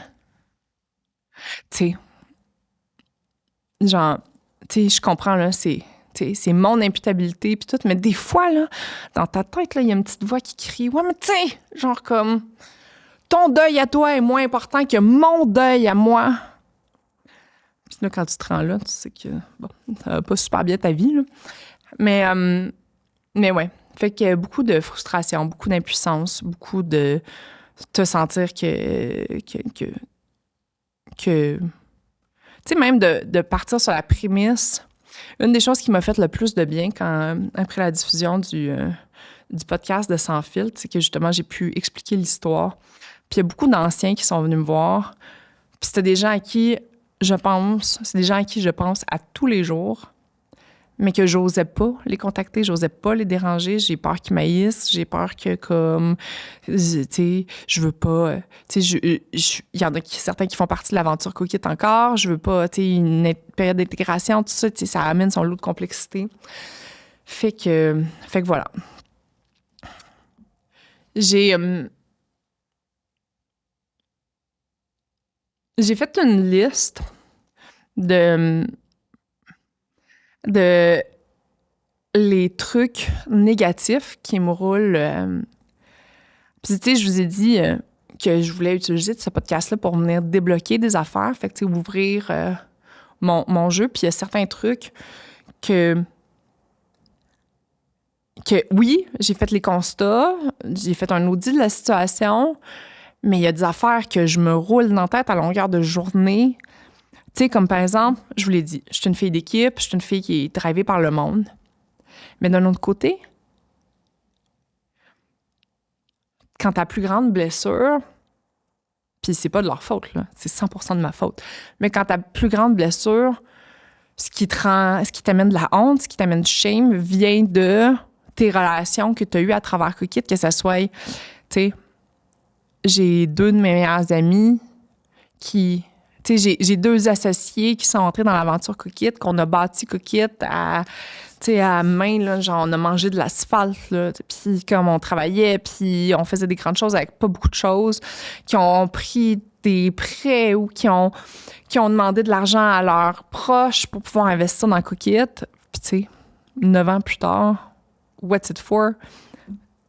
Tout leur rendement est disparu, leurs économies est disparu.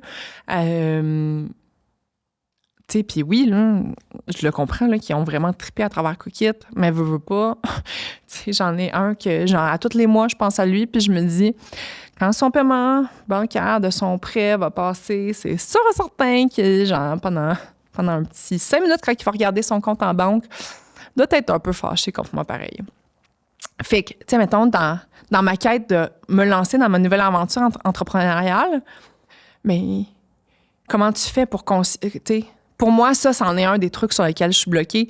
Autant j'aime le monde, autant j'ai envie de bâtir une équipe, autant j'ai envie d'avoir des founders, mais autant comme je suis incapable de demander ça à quelqu'un pour l'instant. Fait que ça, c'est une des affaires que je vais vouloir, avoir envie de... Après des deuils humains, des blessures, où ce que toi, tu te sens pas top, comment tu fais pour rebâtir là-dessus?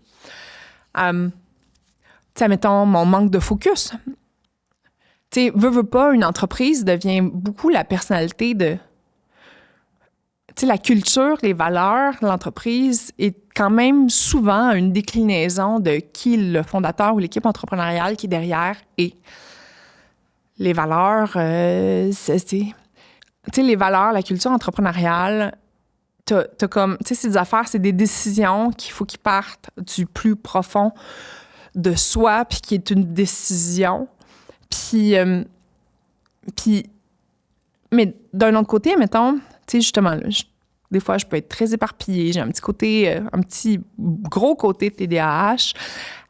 Et souvent, tu sais, mettons, quand je regarde l'histoire de Cookit, ben, tu sais, j'ai l'impression que Cookit était TDAH aussi. Puis pas tout le temps, pas dans tous les départements, pas... Mais, tu sais, Cookit se lançait souvent dans plein d'affaires, comme, tu sais... Puis l'affaire qui est tough avec toutes ces affaires-là, c'est que il y a certaines affaires qui sont les qualités des défauts. Tu sais, mettons, justement, cette notion-là de ne pas avoir peur d'innover, de ne pas avoir peur de se lancer dans des projets, d'essayer des affaires, de si ça marche pas, tu réessayes, tu terres un peu, mais des fois aussi, il faut prendre comme, tu sais, t'acceptes que ça va pas marcher, puis tu sens que ça aux poubelles, puis tu passes à une autre affaire, puis etc., etc.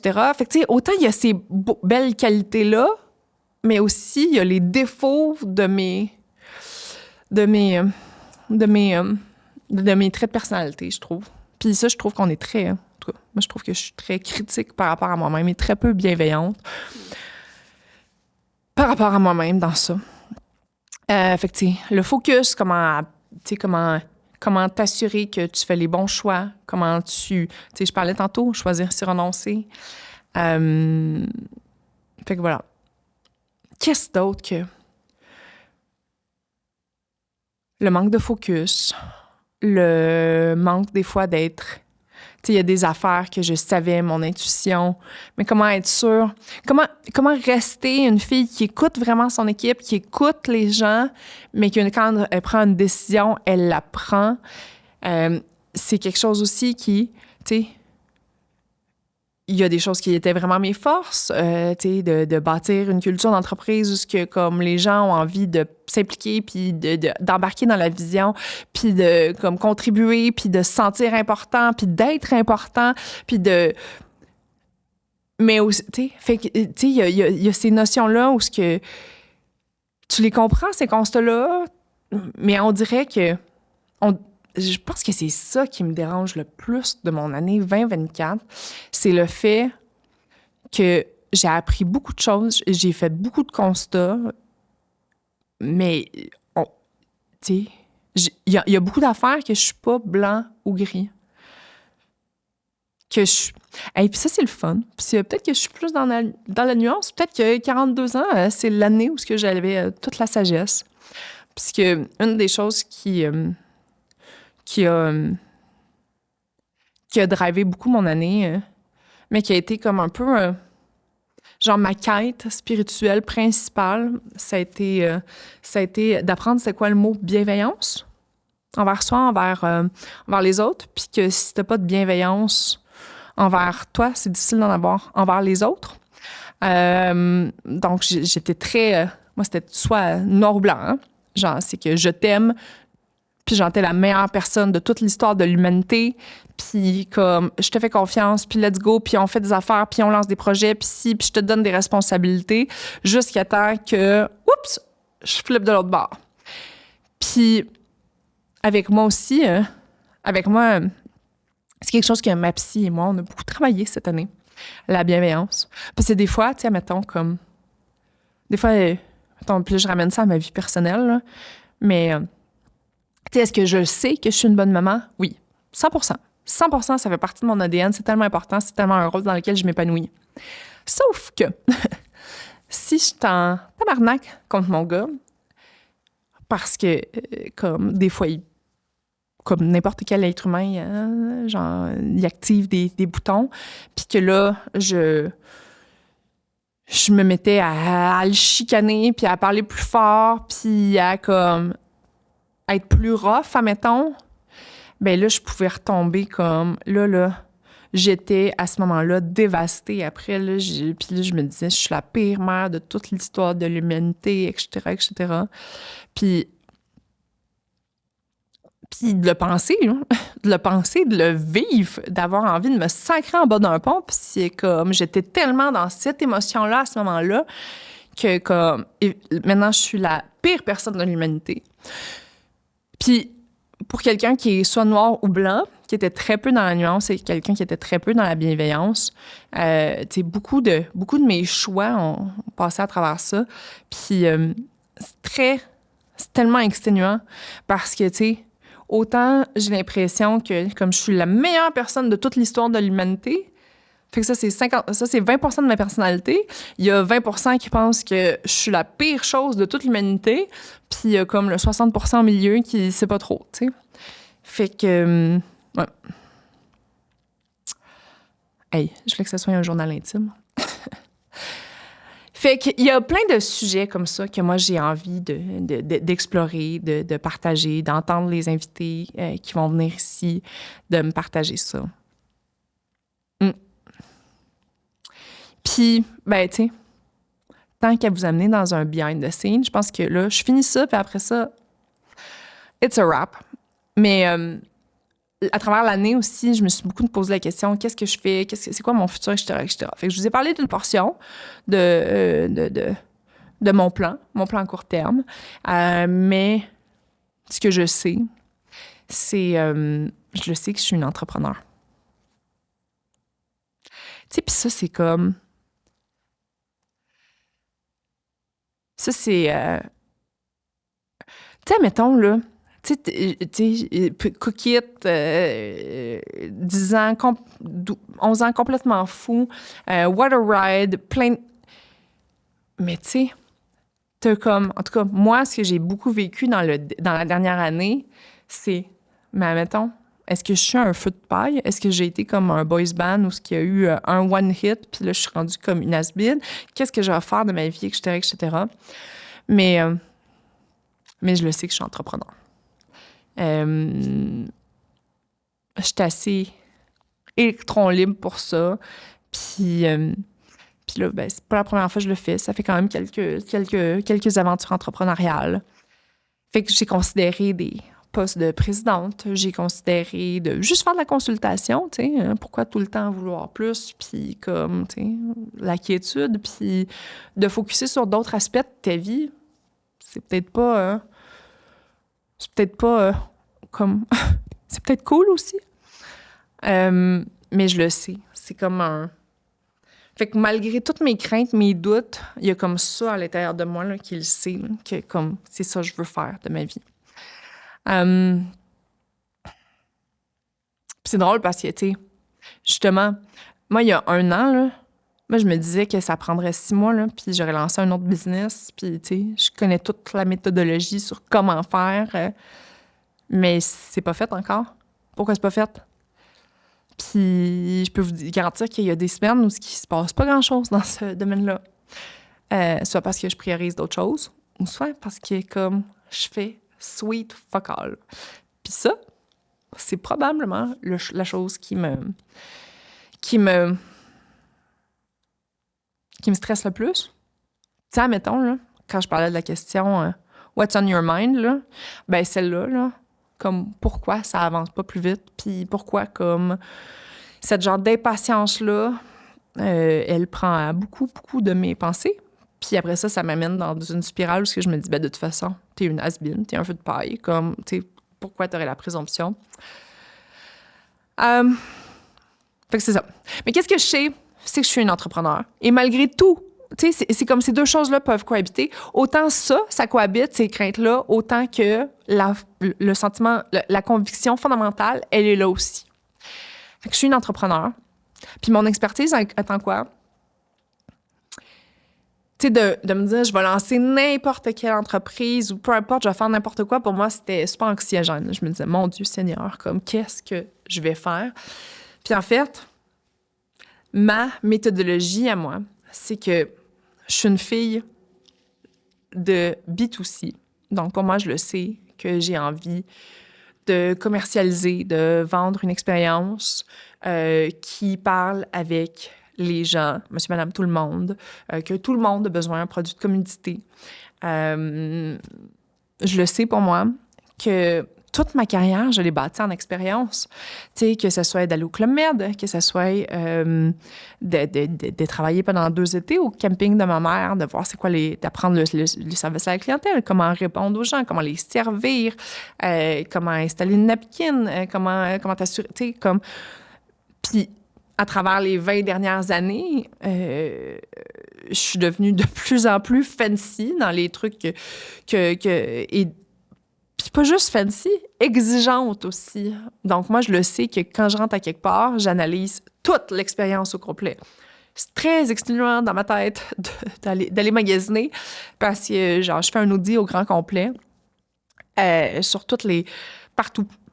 Mais c'est quelque chose que je trippe. Bâtir une brand au Québec, j'ai capoté là-dessus, de pouvoir dire que mon bébé, c'était Cookit, puis que les gens fassent « Ah oui, je connais ça! » Ça m'a fait capoter. Ce que je savais aussi, c'est que j'ai la chance d'être une femme, une maman d'une 40aine d'années. Donc, je suis le target market, je suis le persona qui dépense le plus d'argent. Et je trouve qu'il y a vraiment une beauté de prendre une problématique que toi, en tant que consommateur, c'est pas comme ça que tu le ferais. Et parce que tu comprends ton persona, tu comprends ce qu'il veut, ou du moins, c'est très proche de toi et c'est facile d'avoir ce constat-là. Et voilà. Fait que ça, mettons, c'était comme les grandes... Je savais que je voulais faire quelque chose qui était B2C. Je sais que je veux faire quelque chose qui est B2C. Je sais que je veux faire quelque chose qui est experience-driven. Je sais que je veux faire quelque chose qui fait partie des produits de commodité dans la vie, quelque chose qui est essentiel. Et voilà. Fait que le projet sur lequel je travaille, j'en ai parlé un peu au podcast, mais ça devient de plus en plus clair, quoique c'est vraiment de lancer une chaîne de salons funéraires. Fait que je rentrerai pas dans le détail aujourd'hui, mais pour moi, quand ma mère est décédée, j'ai trouvé que mon expérience avait été désastreuse et pour avoir parlé avec assez de gens qui ont passé par là. Et d'ailleurs, c'est fou le nombre de messages que j'ai eu par rapport à ça aussi, là, des gens qui voulaient me témoigner comment ça s'était passé. Puis tu sais, la mort, là, on veut comme pas trop en parler. Les gens sont peut-être un peu mal à l'aise, fait qu'ils n'osent pas poser des questions comme ça. Mais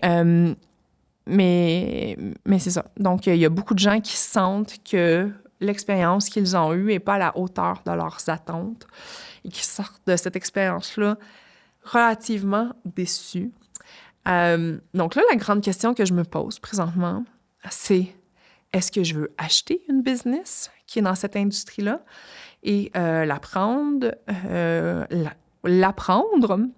avoir déjà des revenus, avoir déjà une équipe, donc, tu sais, une certaine forme d'équipe.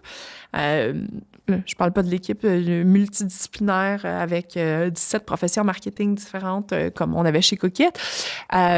Mais, tu sais, je sais pas si j'ai envie de passer le balai, si j'ai envie de faire les factures, si j'ai envie de m'occuper des médias sociaux.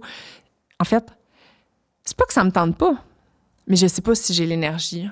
Tu sais, je l'avais dans ma trentaine. J'étais un peu plus fatiguée aujourd'hui.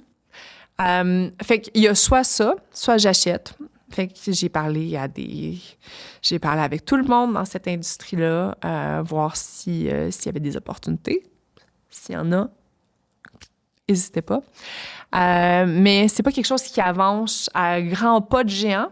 Donc là, l'autre option, parce que c'est vraiment cette industrie-là que j'ai envie d'y accorder du temps parce que je trouve que c'est tellement beau. C'est un beau moment. C'est un moment mandatory. Mais ouais, fait que dans la dernière année, j'ai vraiment développé cette passion-là, de cette passion et cette beauté-là à travers ce moment. Fait que c'est difficile de me l'enlever, cette idée-là de la tête. Ou c'est ça, de partir from scratch, d'avoir le plan d'affaires et de tout bâtir, de trouver une place. Donc, c'est pour ça que je cherchais un mentor en real estate, mais d'ouvrir, de lancer un site web, de bâtir le brand, de développer l'expérience, de parler avec des anthropologues, des gens de l'Église, des personnes qui sont passées par là, des gens qui accompagnent des gens dans le deuil, des gens qui... Donc, vraiment pour comme couvrir un peu... pour vraiment développer c'est quoi l'offre de services. Mais tu sais, je vous dirais que là, la portion idéation, elle est faite, elle mûrit assez dans mon cerveau depuis longtemps. Puis là, c'est de passer à l'action concrète. Quelle action je fais en premier? Puis une des affaires que je trouve tough, là, c'est, je veux pas avoir de, comme, partner. Pour l'instant, je veux pas que... Tu sais, Coquette, c'était une grosse patente. Il y avait bien du monde. Là, j'ai comme envie d'apporter ça assez loin. Puis, tu sais, j'ai parlé de ma blessure, de mon deuil, de bâtir une équipe. C'est sûr et certain que je suis traumatisée aussi. Comment je fais pour sortir de mon traumatisme? Fait que c'est ça. Quand je prends pas la décision de me bâtir une équipe, puis puis c'est des gens avec qui j'ai parlé qui m'ont dit, là, j'ai envie de m'impliquer. Il y en a des... Je ne vais pas dire qu'il y en a des centaines, là, mais j'ai l'impression... Ça fait 1 an que j'en parle de ce projet-là, puis j'ai dû entendre ça au moins. Comme, si tu as besoin, moi, je suis vraiment partante. J'ai dû entendre ça 50 fois, mais je suis pas capable de passer par-dessus. Puis de passer à l'action concrète. Fait quoi? Hey, j'ai des qualités aussi. Non, mais je vous dis, j'ai des qualités. Je suis comme pas juste un trou béant de plein de défauts, mais... ou de crainte, ou de... mais ouais. J'ai comme envie de faire un petit post-mortem de où je suis. J'espère que c'était pas trop long. Hey, pour de vrai, là, j'allais continuer à parler. Je pense, une fois que j'ai fini mon café, tu m'apportes une coupe de vin, L'équipe de Sans Filtre revient demain matin, 8h. Je suis encore assis. Donnez-moi un micro. Non, mais je voulais vous donner un peu un aperçu de qui j'étais. Voilà. Puis pour moi, c'était important aussi d'avoir comme un voici où j'étais au mois de janvier 2025 et regardons l'évolution au courant des prochaines semaines. Fait que, cher journal, j'espère que ça vous a plu. S'il y a des sujets qui vous ont interpellé, s'il y a des sujets, c'est comme share, partagez-moi-les. Puis voilà, pour de vrai, si tu t'es rendu là, t'es très résilient dans la vie, fait que t'es 100% la personne qui va écouter le podcast. Mais voilà, fait que plein d'amour, puis merci beaucoup.